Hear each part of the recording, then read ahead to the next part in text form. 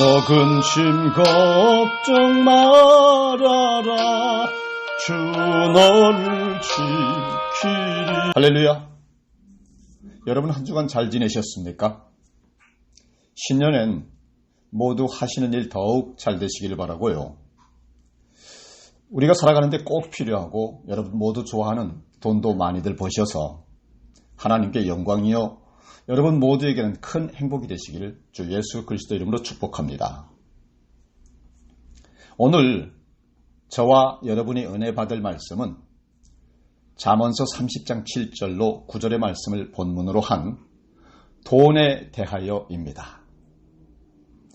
돈은 여러분 누가 뭐래도 현대사회의 가장 중요한 가치 중 하나이죠. 그러나 그렇다고 돈이 결코 인생의 주인이 될 수는 없습니다. 첫 번째로 돈의 정의에 대해서 알아봅니다. 다들 돈 좋아하시죠? 저도 돈 좋아합니다. 돈이 있어야 교회도 편안하게 돌아가고 성도님들 부담도 줄여주죠. 돈 없어 봐요. 성도님들 목사님 보기 무척 불편해하고 목사님은 돈 앞에 영 찌질해져야 할 때가 얼마나 많은지 몰라요. 한마디로 뭐니 해도 돈 안 좋아할 수가 없습니다. 저도 여러분도 모두가 좋아하는 돈, 좋아해야만 하는 돈. 그런데 돈이란 무엇일까요? 먼저 돈에 대하여 한번 정의해 봅시다. 단풍 색깔의 5만원권, 이 종이 한 장이면요, PC방에서 이틀 정도를 지낼 수 있고 또 뭘 할 수 있을까요? 맥도날드 햄버거, 켄터키 치킨, 떡볶이도 사 먹을 수 있고요. 어르신들은 막걸리도 한 잔 쭉 여러 가지 것들을 할 수가 있죠.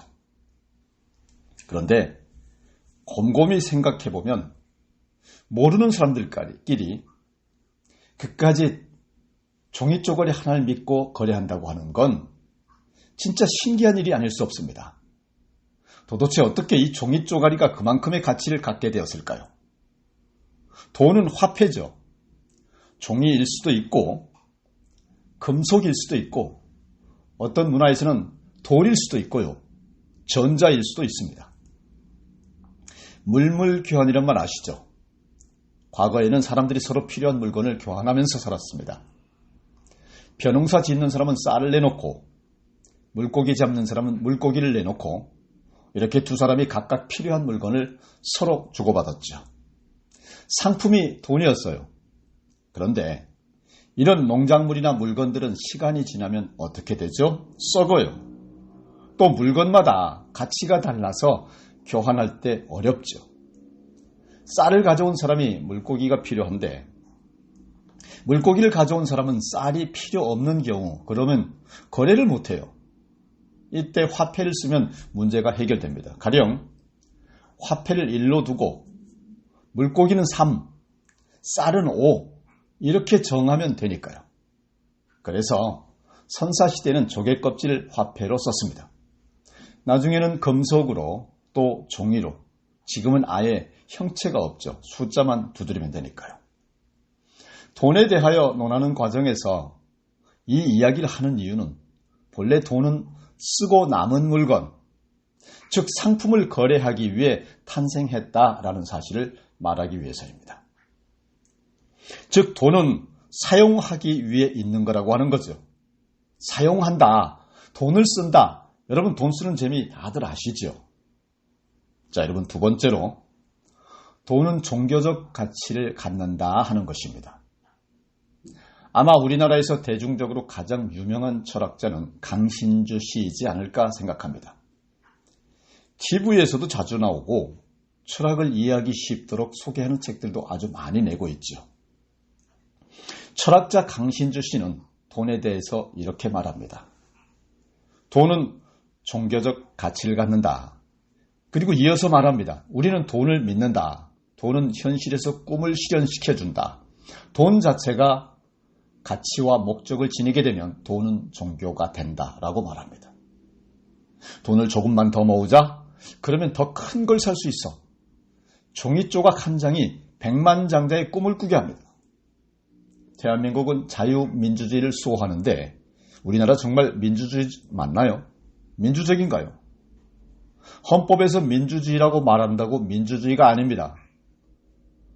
북한의 정식 명칭은요, 조선민주주의 인민공화국이지만 북한이 민주주의 국가인가요? 강신주 씨는 이에 대해 단호히 말합니다. 전 세계 국가에서 민주주의가 온전히 실현되었던 적은 단 한 번도 없다. 여러분, 주주총회라는 게 있어요. 주식회사들이 회사를 운영할 때 회사의 주주들이 모여 중요한 일을 결정하는 회의예요. 주주총회는 일주당 한 표의 투표권이 있죠. 즉 100주가 있는데 제가 51주를 갖고 여기 친구들이 나머지 49주를 나누어 가진다고 한다면 투표를 했을 때 누가 이길까요? 당연히 51주를 가진 제가 이깁니다. 이게 자본주의입니다. 돈이 있으면 힘이 생기고 하고 싶은 일을 할 수가 있고요. 하기 싫은 건 안 해도 됩니다. 그것이 돈이 가진 매력이에요. 세 번째로, 돈은 하나님과 부딪힌다 하는 것입니다. 자, 그러면 돈이 선한가요? 악한가요? 하나님과 부딪히는 돈인데. 성경에서 돈은 가치 중립적입니다. 앞서 이야기한 바와 같이 돈은 쓰기 위해 있는 좋은 발명품일 뿐입니다. 그런데 그 뒤에 철학자 강신주 씨가 말한 것처럼 돈은 종교적 가치를 또한 아울러서 가집니다. 돈 자체가 가치가 되고 또 목적을 지니게 되면 돈은 우상이 됩니다. 돈이 위치가 바뀐 것을 눈치채셨나요? 돈은 쓰기 위해 만들어졌는데 어느새 돈은 모으기 위해 존재하게 됩니다. 위치가 바뀌었어요. 그러다 보니 하나님마저도 내가 돈을 모으기 위해 도움이나 주는 조력자의 위치가 되어버립니다. 만유의 주, 모든 것을 창조하신 창조주 하나님이 나의 물질적 성공을 위한 수단이 되어버립니다. 이게 문제인 겁니다. 그래서 예수님은 말씀하시죠. 한 사람이 두 주인을 섬기지 못할 것이니 혹 이를 미워하고 저를 사랑하거나 혹 이를 중히 여기고 저를 경히 여김이라. 너희가 하나님과 재물을 겸하여 섬기지 못하느니라. 마태복음 6장 24절 말씀입니다. 여러분, 돈 자체는 선하지도 악하지도 않지만 돈을 사랑하게 되면 돈은 반드시 하나님과 부딪히고 경쟁하게 된다고 하는 것입니다. 디모데전서 6장 10절에 돈을 사랑함이 일만 악의 뿌리가 되나니 이것을 탐내는 자들은 미혹을 받아 믿음에서 떠나 많은 근심으로써 자기를 찔렀도다 라고 말씀하셨습니다. 뉴스를 보게 되면 돈을 위해 얼마나 많은 악한 일들이 벌어지는지 쉽게 발견할 수 있습니다. 성경의 예시가 아니더라도 비도덕적으로 돈을 버는 방법은 나쁘죠. 법적으로도 처벌받아야 마땅합니다. 하지만 정직하고 깨끗한 방법으로 돈을 버는 건 누가 뭐라 할 수 있을까요? 그렇다면 돈 좋아해도 되지 않을까요? 물론 그래도 됩니다. 누구나 좋아해요, 돈은. 단, 사랑해서 안 되는 것이 돈이죠. 근데 우리는 사실 돈을 사랑하죠. 왜 사랑할까 생각해 보셨습니까? 왜 돈이 그렇게 좋을까 생각해 보셨습니까? 네 번째로, 돈이 좋은 이유를 살펴보겠습니다. 돈은 사실 표면적인 우상이에요. 겉으로 드러난 우상이죠. 그렇다면 근원적인 우상은 무엇일까요? 그건 내 욕구에 있습니다. 인정이 최고의 욕구라면 호감을 갖기 위해 기꺼이 권력과 가지고 있는 것, 마음을 전부 내어놓습니다.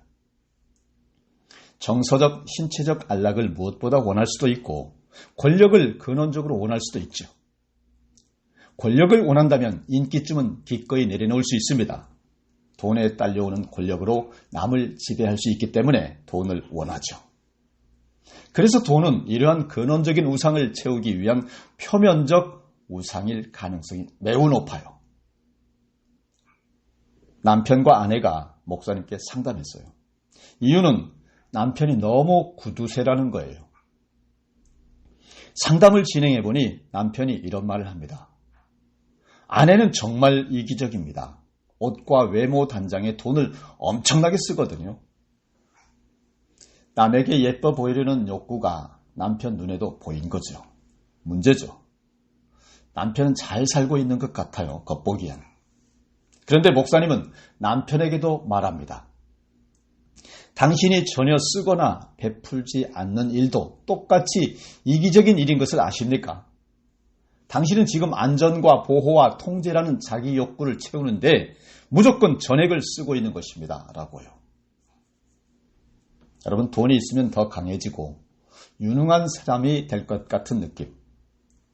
생산적으로 보이고 더 세련된 사람으로 보일 것 같은 그런 느낌을 갖게 합니다. 또 돈을 통해 내 근원적 우상, 권력, 인정, 안락, 여유, 인기를 실현할 수 있다고 믿지만 그 기쁨은 아주 잠깐이며 수명도 매우 짧습니다. 이 마음을 변화시킬 수 있는 길은 그냥 제자리에 놔두는 것입니다. 5번째로, 가난한 예수님을 봅니다. 고린도후서 8장 9절에 우리 주 예수 그리스도의 은혜를 너희가 알거니와 부요하신 이로써 너희를 위하여 가난하게 되심은 그의 가난함으로 말미암아 너희를 부요하게 하려 하심이라 하셨습니다. 예수님께서는 무한한 부가 있으셨으나 그분이 그 부를 버리지 않으셨다고 한다면 우리는 영적으로 가난하게 죽었을 것입니다. 둘 중 하나였죠. 그분이 부요하게 남아 계시면 우리는 가난하게 죽을 것이요. 그분이 가난하게 죽으시면 우리는 부요해질 것이며 아울러 죄를 용서받아 하나님의 가족으로 인정받고 받아들여졌을 것이다. 예수님께서 우리에게 그분의 모든 부를 쏟아부어 주셨습니다. 그리고 하나님의 자녀로 그분의 가족으로 부르셨습니다. 건강한 가정에서는 가족의 존재 자체로 그 자체로 사랑을 받습니다. 한 유아원 어린아이가 지금 경제적으로 사실 큰 가치가 없죠.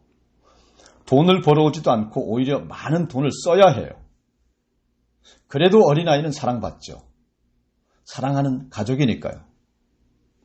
또 나이 30이 된 백수 삼촌이 집에서 뒹굴뒹굴 거려도 집에서 쫓겨나지 않아요.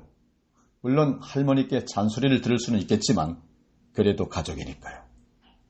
하지만 여러분, 사회에 나오면 어떻게 됩니까? 사랑받기 위해서는 그에 맞는 가치가 있어야 해요.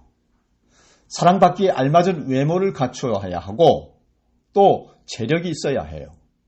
매너도 갖춰야 하고 어느 정도의 지식도 있어야 합니다. 그런 것이 없다면 실패자가 됩니다. 즉, 내가 상품이 돼야 하는 겁니다. 사랑이란 가치를 사기 위해 그에 맞는 상품으로서의 가치를 지녀야 해요. 내가. 그러기 위해서 명품을 사야 하고 남 보기에 좋은 것들을 다 갖춰야만 해요. 그런 대우를 받는 것이 내 삶의 가치인지 내가 살아가는 삶이 가치인지 한번 곰곰 생각해 봐야 합니다. 하지만 그리스도께서 그분의 모든 부를 쏟아부어 주셔서 우리는 하나님의 자녀가 되었어요. 사랑받기 위해 죄는 나에게 상품성을 갖추라고 말하지만 하나님이 당신을 사랑하시는 것은 십자가에서 이미 입증되었습니다. 당신의 사랑받고 싶은 것이 어제나 오늘이나 내일도 동일하게 우리와 함께 하시는 하나님으로부터 입증된 것입니다. 혹 버려질 것 같은 나의 두려움이 두려워하지 말고 놀라지 말라. 내가 어디로 가든지 내 하나님 여호와가 너와 함께 하느니라 하신 약속으로 채워졌습니다. 그러니 얼마나 든든합니까? 히브리서 13장 5절로 6절에 말씀하시기를 돈을 사랑하지 말고 있는 바를 족한 줄로 알라. 그가 친히 말씀하시기를 내가 결코 너희를 버리지 아니하고 너희를 떠나지 아니하리라 하셨느니라. 그러므로 우리가 담대히 말하되 주는 나를 돕는 이시니 내가 무서워하지 아니하겠노라. 사람이 내게 어찌하리요 하노라 라고 말씀하셨습니다. 6번째로 크리스천의 재물관에 대해서 한번 살펴봅니다. 돈에 대한 이야기는 정말 할 말이 많습니다. 많죠? 돈을 어떻게 벌어야 할까? 가난과 부는 어떻게 나눠야 할까? 그런 이야기들은 들어도 끝이 없죠. 지겹지 않아요. 여기서 잠깐 그러면 돈이 하나님의 뜻대로 쓰여진 실제적인 이야기를 한번 들어보겠습니다. 존 웨슬리 목사님이 돈에 대해서 말했습니다. Gain all you can. 벌 수 있는 모든 것을 벌어라. 자, 여러분, 돈이 위험한 것이기는 하지만 얼마든지 필요한 좋은 곳에 쓰여질 수 있기 때문에 될 수 있는 한 많이 벌어라 하는 것입니다. 돈은 또 중립적이어서 하나님이 나의 삶의 중심이 되실 때에 얼마든지 돈은 선하게 사용될 수 있다라고 하는 것입니다. 또 Save all you can. 저축할 수 있는 모든 것을 저축하라. 저축하는 삶은 우리의 본성이 너무나 쉽게 돈의 마력에 노출되기 때문에 절약하지 않게 되면 그 돈의 용도가 잘못 쓰여질 것은 자명하기 때문입니다. 그래서 절약하고 저축해야 된다 하는 것이죠. Give all you can. 줄 수 있는 모든 것을 다 주어라. 이 말씀이 하이라이트입니다. 땅의 주인이 하나님이시듯이 모든 것의 주인은 하나님이십니다. 내가 가진 것도 내가 벌 수 있는 건강, 환경, 모든 것이 하나님이 주신 것이기에 무엇 하나 오롯이 내 것이라고 주장할 수 있는 것이 없다고 하는 것입니다. 그러므로 내가 도울 수 있는 모든 것으로 도와야 한다라는 것입니다. 돈은 도우라고 주어지는 것이다. 말씀을 정리하겠습니다. 오늘 본문 30장 7절로 9절 말씀입니다. 내가 두 가지 일을 주께 구하였사오니 내가 죽기 전에 내게 거절하지 마시옵소서.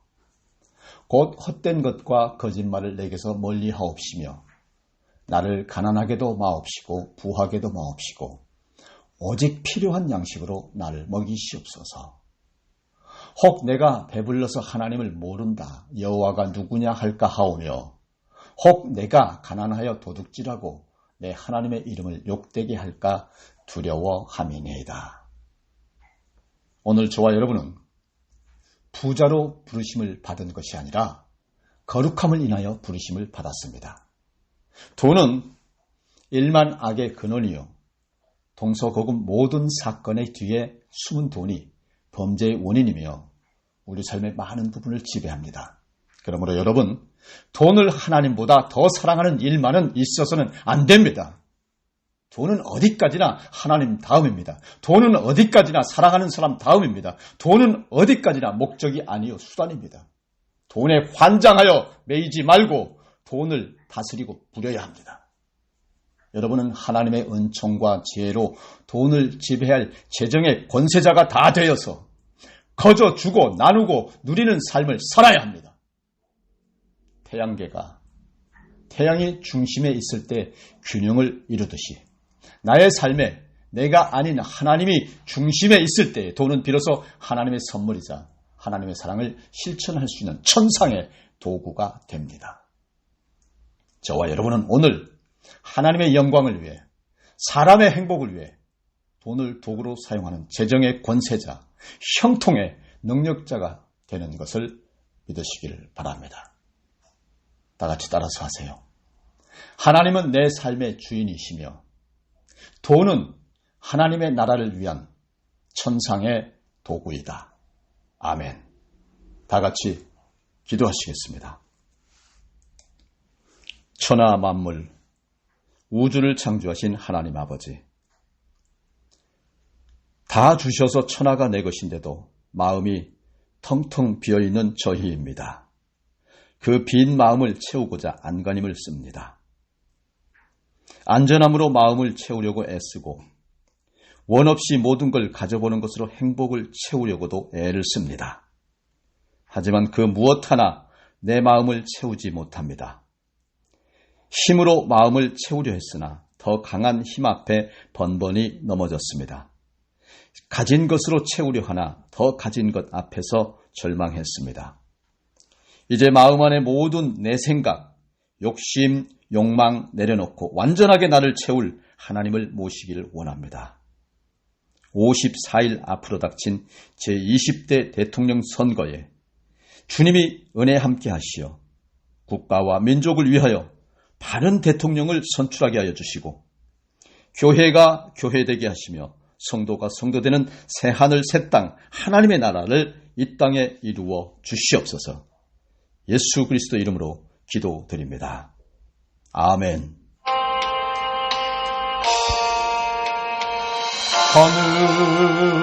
하늘에 계신 아버지 이름 거룩하사 주님 나라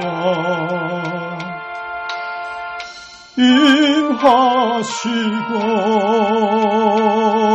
뜻이